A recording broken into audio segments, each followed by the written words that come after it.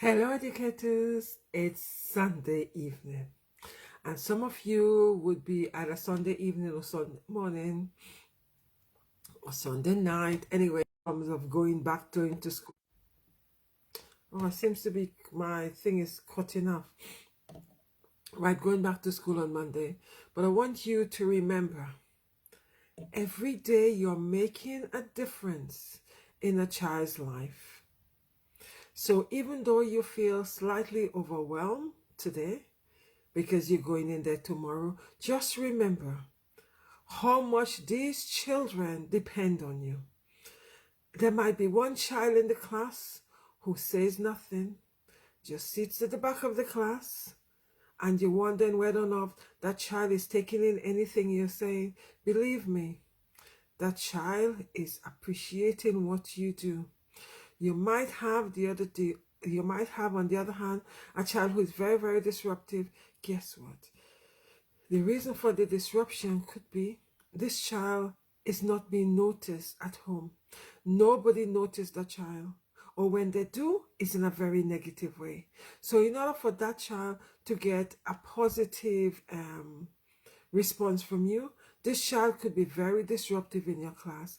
Not because they want to, but because, you might be telling them off, but in a loving way. So that's the way this child is getting the attention. Not every child gets the attention at home that we expect them to get. Some children don't get any attention from home, and all they get is a negative aspect. Some get it, but it's how they get it. So when some of these children come to us in the morning, they're actually looking forward to coming to us in the morning. There's sometimes we might, be full with dread, anxiety, frustration, no, you name it. But remember, there's children out there who don't get what we're able to give them. So I know how it feels. I used to feel that when I first started teaching. That's many moons ago. But I tell you, it is a rewarding job. You guys are doing a fantastic job. Sorry, I keep on playing with my head because it's getting trapped anytime I turn my head. It's a fantastic job. And believe me, you're making a difference in one child's life. You might find this tiring. You might say to yourself, oh my goodness, why am I in this profession?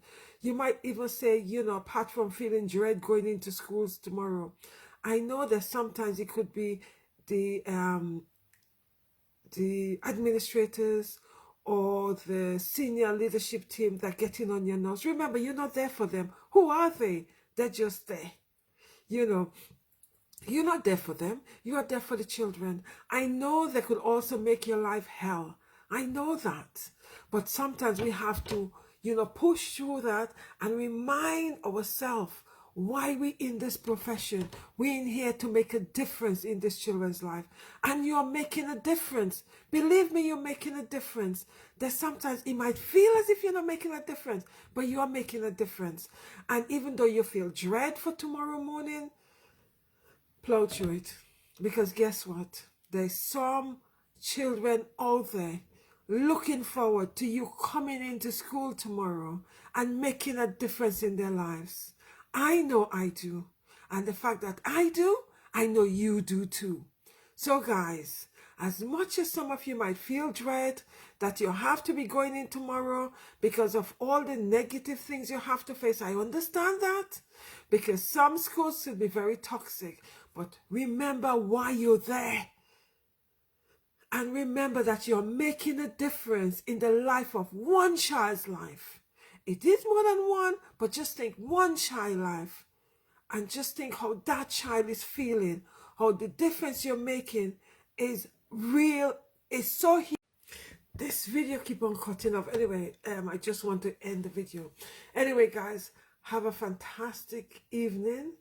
And even though you feel that you cannot stand going in tomorrow morning, just remember, there's some child out there who is looking forward to seeing your face in the morning because you are making a difference in their life.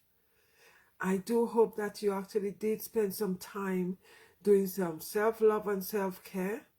Remember, in order for us to give to our children, our students, we need to have our cup overflowing, or else we won't be able to give from the bottom. We won't be able to give as much as we would like to because we don't have enough for ourselves. So I urge you guys to make sure your cup is overflowing, so when you dig, you have enough to give to your students because they need you. Believe me, they need you. I know my students need me. The fact that my students need me, your students need you too. Have a great evening, guys, and I'll see you tomorrow. Stay blessed.